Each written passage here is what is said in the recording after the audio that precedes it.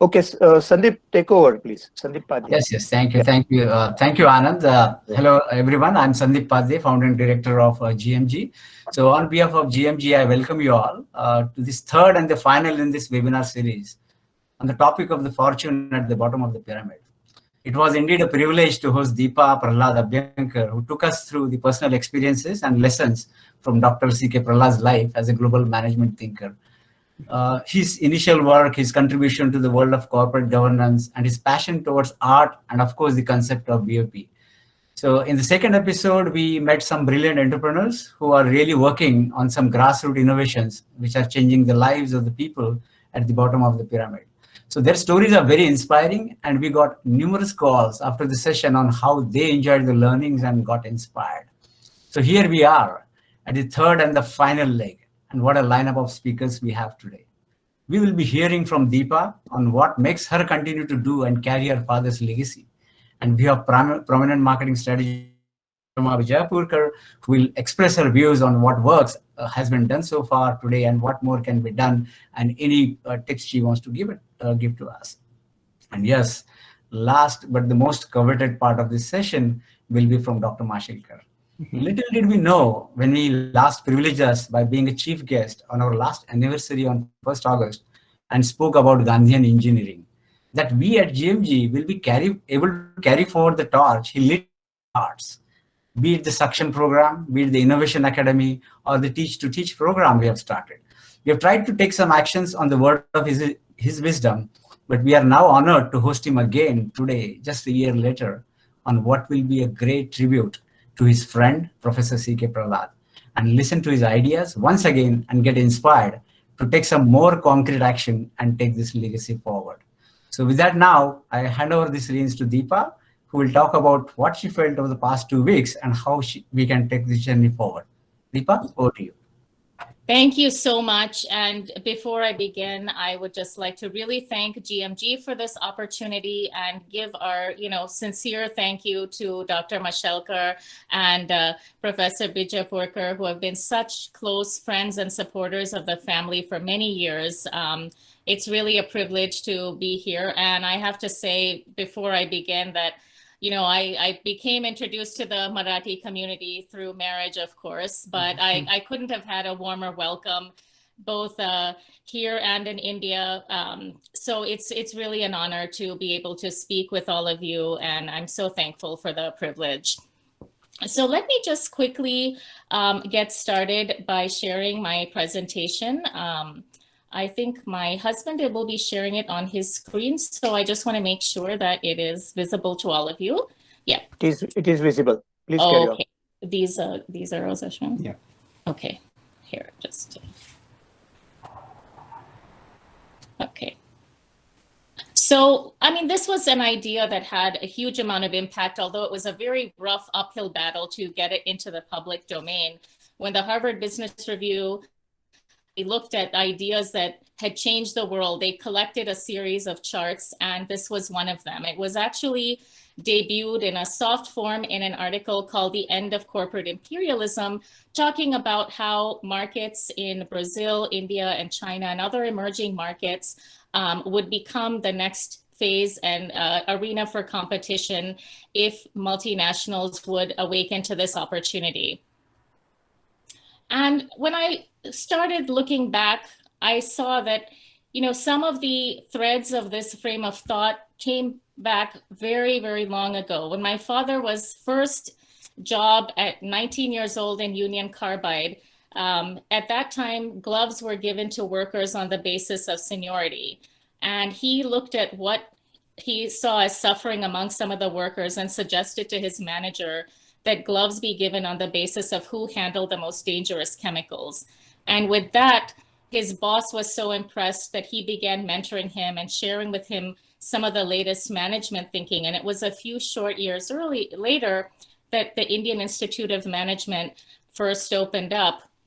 And when he was very eagerly minted with his new MBA, he returned to Madras. And every weekend, he and a colleague would go to the Christian Medical College, or what as it's popularly known, the Vellore Hospital, to try to understand how to give service to poor patients who couldn't afford it, and at the same time maintain quality levels that were attractive to other patients. And he actually built on this while he was doing his doctoral thesis at Harvard. In fact, his first book is exactly about healthcare, and he drew on a lot of his experience in India. And I was very surprised to see that in this past year, there was another Indian academic who was stranded in Chennai and who went to Vellore Hospital and found this note from that first case my dad wrote in 1970. And he said this idea of dedication to excellence and a commitment to service gives a basis for innovation. The high quality of care allows you to charge wealthier patients enough to subsidize those who couldn't pay. So it was many, many years before this became a philosophy that could be elucidated, but it was certainly something that was deeply inspired by Indian experience. And he really, when he started going back, there was with a tremendous amount of excitement, because he said, you know, if you look at the companies in developed countries, they're usually firmly in the mass market or luxury segment. But because of the reality of India, there were going to be a few places where people would have to wrestle with this complexity and find the solutions that could work for a much larger swath of people. So this was just an interesting note in the past year. And why did he settle on this idea that innovation was the solution to problems we've all seen and lived with for so long? And I think it was, the data is fairly robust here, that innovation is just simply one of the best development policies we have. You know, if you look at the Global Innovation Index, they look at a lot of inputs and outputs for innovation. And what you really see is that there's no correlation between the amount of aid countries get and the prosperity they eventually achieve. But there's a huge correlation between the amount of innovation they have within their borders and the prosperity that they're able to have. And if you look, really, you can see here that high income countries are innovative countries, and there's tremendous variation in the middle. And if you see all of the countries that have radically raised their living standards in the past 2 decades, they've all really done so by plugging into the global innovation ecosystem. So he really felt like this was the one missing piece that offered an answer. And a lot of the excellence that he featured in the bottom of the pyramid book did not come from the corporate sector. He said in places like India that were just starting on this journey, a lot of the people who had built capacities, who had given the kind of service that literally could become a brand, were far outside the corporate realm. So I did an article about 2 years ago saying, you know, what has happened since then? And what we really see is the dream of having the pyramid turn into a diamond where there was a very large middle class hasn't materialized quite the same way we hoped. Millions of people have been lifted out of poverty, but the basic shape of the pyramid has remained the same. So you actually have rising incomes, but you also have rising inequality. And I think that's the challenge that now needs to be addressed, is that a decent standard of living is a moving target. I think now we're really seeing that. And you see actually the concentration of wealth at the top has gotten far worse during COVID. And a lot of the fragile gains will need to be rebuilt. So I think this is the huge opportunity for innovators, because we've taken pre-COVID a lot of people out of poverty and into purgatory, I would say, because we have not really innovated the products and services that will help them move forward. But technology has changed vastly since the book was written. At the time, a lot of thought leaders were talking about a paperless post-capitalist society. And I think in the first article, they said, look, there are billions of people around the world who have yet to pick up a phone, who have never made their first phone call. And that has completely changed since then. And I think there are so many exciting new possibilities today. And what we really see, if you look at the mystery of consumption, is that if people looked at poverty from the outside, they would always feel that you need better nutrition, you need better education. All of those things are true. But if you look at what's actually been adopted by even the poorest people in the world, it's personal care, financial services, mobile phones, And you see very clearly that aspirations are driving consumption. And there is a very clear message today that people want respect, not empathy. They intuitively understand what will allow them to leapfrog. So I think we're just at this exciting place when I look and say, does this way of thinking have relevance outside of India? And I think there are some interesting cases to suggest that it does.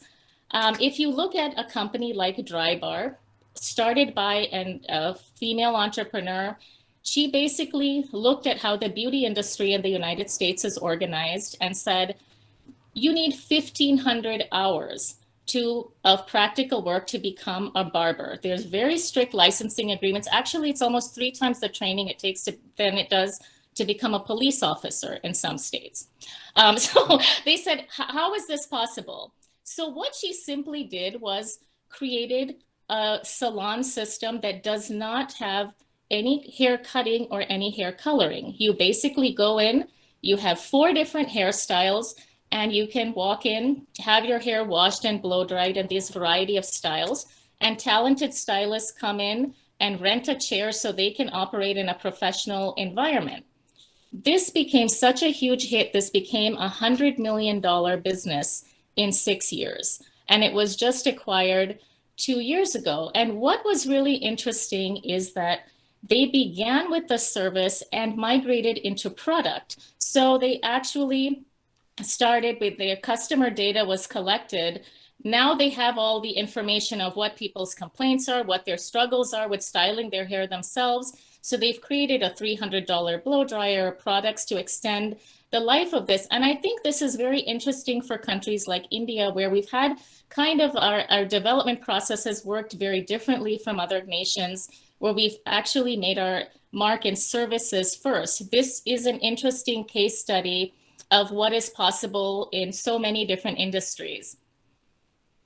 And oil rooms is like the same kind of thing. People say, well, it's Airbnb. Not really. I think with the evolution of technology, you can start at the bottom and scale just as fast. Airbnb is for people who have extra properties and extra room, whereas here you're starting with the people who need a boost to create a brand proposition. And it's a fairly simple set of steps that had a huge impact. So we have a unicorn, a very successful individual business. And I think the really exciting thing of ideas that none of us could have ever thought of ourselves.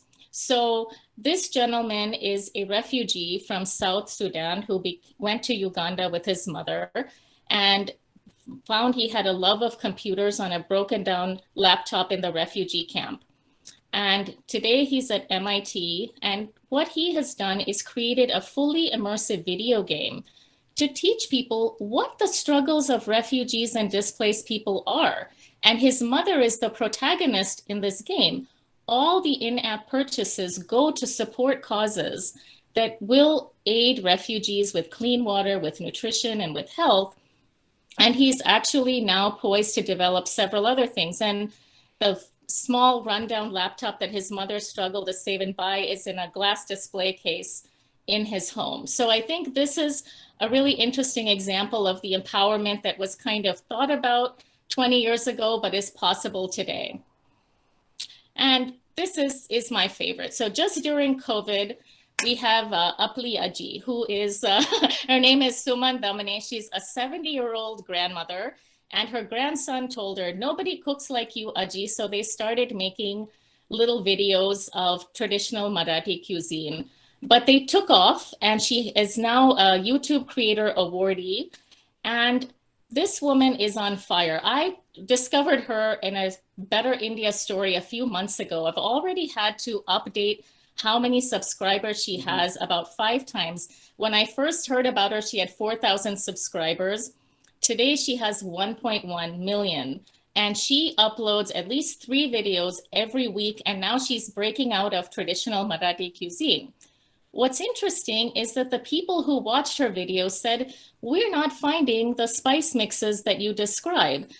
The family had a 30-acre farm, so they started blending and growing these spices themselves and packaging it with her face and her likeness. So the time to monetize has shrunk beyond what anybody could have ever outlined. 6 months, this was completely self-directed. And I think what's interesting about all four of these is initially people hesitated to engage with the bottom of the pyramid because they felt it was very risky. But all of these businesses are inherently quite low risk. There's really no unhappy ending here. Grandson and grandmother will be bonded for life through this experience. She'll be respected and empowered. Lots of wonderful recipes are documented. If she gets acquired, great. If she just continues and has a fulfilled life, great. And the same with Dry Bar. If somebody cuts or colors your hair incorrectly, it's very expensive to fix. If you don't like the blow dry, you simply wash and start again. So I think it's turned in terms of the riskiness, the capital involved, and the possibilities have evolved very significantly, and that's really exciting.